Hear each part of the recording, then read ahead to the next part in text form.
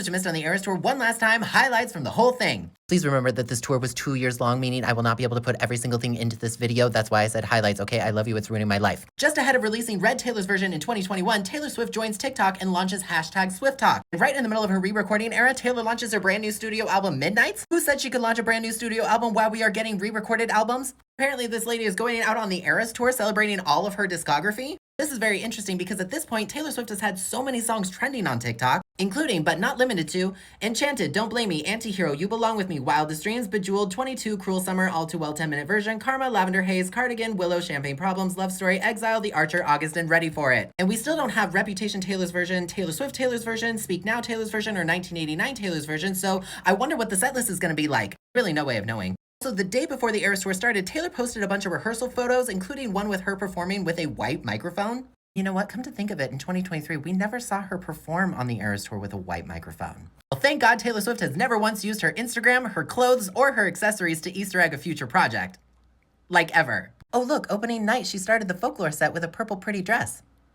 I wonder if that means anything. Look, in LA on 8/9, she's wearing a pretty blue dress for folklore. Thank God none of these things mean anything, otherwise we'd have to start tracking them and making spreadsheets or like a whole game and app that we play every single night. That would be so weird.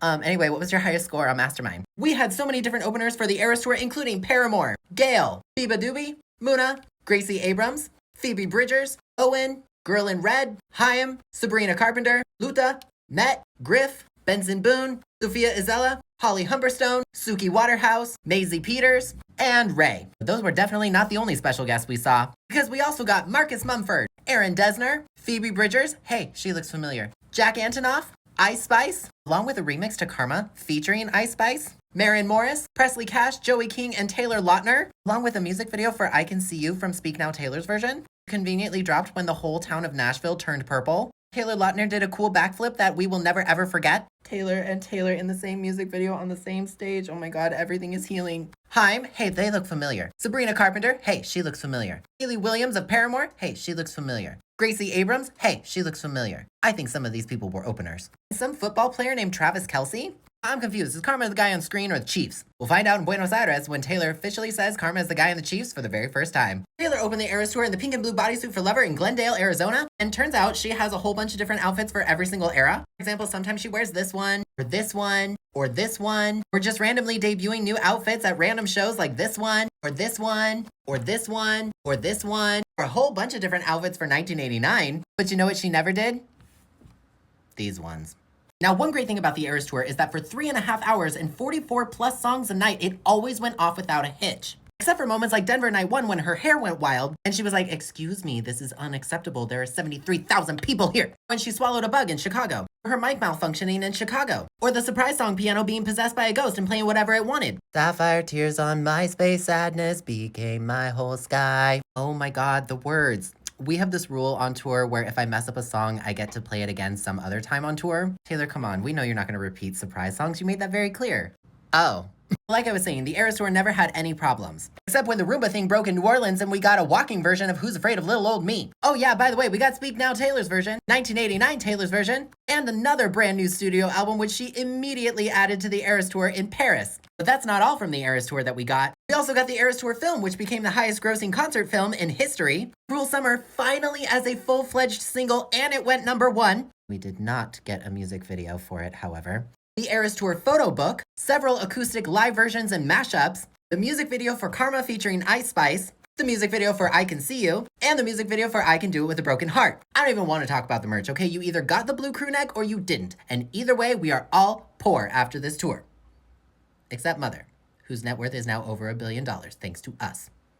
Good job. Fans began making and trading friendship bracelets inspired by You're On Your Own Kid from Midnights, and it kind of became like a small part of the ERAS tour until, you know, it became a very large thing, and I don't just mean the large friendship bracelet that got traded from New Orleans all the way to Vancouver, BC. Fans in Atlanta started holding up their cell phone lights in order to pay respect during Marjorie, and by the time the tour hit Munich in Germany, let's just say the Marjorie lights became a very big thing. People proposed to each other during the key change of Love Story. It became a competition between every single night as to who could scream 1, 2, 3 LGB the loudest during Delicate, which according to my book, the crown might have to go to Milan, Italy. We also have to scream F the patriarchy during All Too Well 10-minute version. Where are you going, Taylor, during Bejeweled? Shade never made anybody less gay during You Need to Calm Down. That would make sense because I've been shaded several times and yet...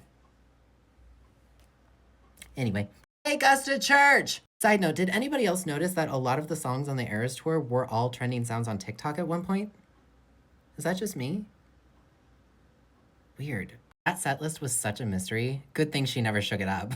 Except when she swapped out Invisible String for The One, added Florida for the final night in London and all of the Miami shows, kept Long Live off the set list, added it back after Speak Now TV dropped, and then took it off once again for the remainder of the show. Ditched 'Tis the Damn Season for No Body No Crime with Haim, starting with my show, Seattle Night 1, where we also caused seismic activity. I will never not flex that. Added in a brand new album starting in Paris. It was like, yeah, you know what? We don't need the last great American dynasty, the one 'Tis the Damn Season tolerated or the Archer. Wow, the ERAS tour set list has stayed the same since the very beginning. Said absolutely no one. There were also just some really cool moments on the ERAS tour, including, but again, not limited to, Vienna, because in response to losing their shows, unfortunately, they became the literal legacy of the ERAS tour. By doing things such as spreading kindness, trading friendship bracelets with each other, singing in the streets, offering free admission to different attractions to ticket holders, holding signs up, free gifts, because I stand by what I said. This is how the ERAS Tour Vienna should be remembered, and not just as the shows that got canceled. Veen, I don't care what anyone else says,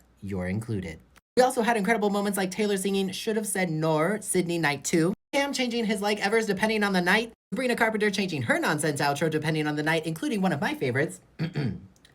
Tell that boy I said he got me on all fours. Tell that boy go faster, now I'm all sore. You hit a little different here, Singapore. Over 8-minute Champagne Problems cheer time, courtesy of LA. Also, Taylor just confirming that she does like and is proud of Evermore, despite what some of you say on TikTok. The rainiest rain shows that ever rain showed. Not to mention her Tay Voodoo controlling the weather. You know, planes, while she's singing a lyric about a plane. No, Taylor, you're never beating the sorcery allegations. Or Taylor taking the opportunity for show number 100 in Liverpool to announce that the show was ending in December. Because how else would you celebrate the 100th show of the highest grossing tour of all time that had major worldwide socioeconomic impact? Announce a new album? Nah, get wrecked, mama's tired. Speaking of its impact, whether you love her or hate her, the ERAS Tour has made a mark on history. After the original Great War with Ticketmaster, which shout out to anybody who survived that. Hey, that's us. New bills and laws started to be created, so hopefully that doesn't happen again in the future. Following the negative effects of the COVID-19 pandemic, the Federal Reserve credited the ERAS Tour to contributing $4.3 billion to the GDP of the United States, and quite literally everywhere else she toured contributed hundreds of thousands of dollars to local economies. And in some places, hundreds of millions of dollars, like in London. Just one day in Arlington, Texas, AT&T's network alone moved 28.9 terabytes of data for cell phone usage. Remember, that's just one day, due to photos, videos, messages, and streams. Because the ERAS Tour was streamed a lot. Shout out to Tess, Folk Lyric, and literally anybody else who decided to generously share their show with us. People have long since equated Beatlemania to Swiftmania. Taylor donated to local food banks at every single tour stop, which collectively helped to provide meals to hundreds of thousands of people across the globe. She gave nearly $200 million in bonuses to ERAS Tour performers and crew members. She's fine. She wasn't doing anything. Hey, stop! Hey, stop! Don't look at me like that. I consider the Hey Stop remix of Bad Blood to be very impactful. Actually, honestly, the most impactful thing about the ERAS Tour was getting the gold bodysuit for Reputation finally, after 1 million shows approximately. I better see that and its red twin sister behind glass in a museum someday. Look, we all have our favorite outfits at the ERAS Tour. I just happen to be correct about this one. Like I was correct about it turning gold when she finally did something new for Reputation. You really thought I wasn't gonna put that in the recap? Come on, I'm petty, you should know this. We put our fearless hearts up. We proved that we know the words to the bridge of Cruel Summer. We cried when we did not get any of the ad-libs in Ready For It. We chanted our city's name during Blank Space. And above everything, we did not get Reputation Taylor's version or Taylor Swift Taylor's version on the literal ERAS Tour. Where are they, Taylor? I'm perfectly capable of appreciating multiple albums at the same time. I literally just lived through the ERAS Tour appreciating 11 albums at the same time. So where are they? As the crowd was chanting more or something. I swear to God, if these are not released in 2025, what are you hiding on them that you don't want us to know yet?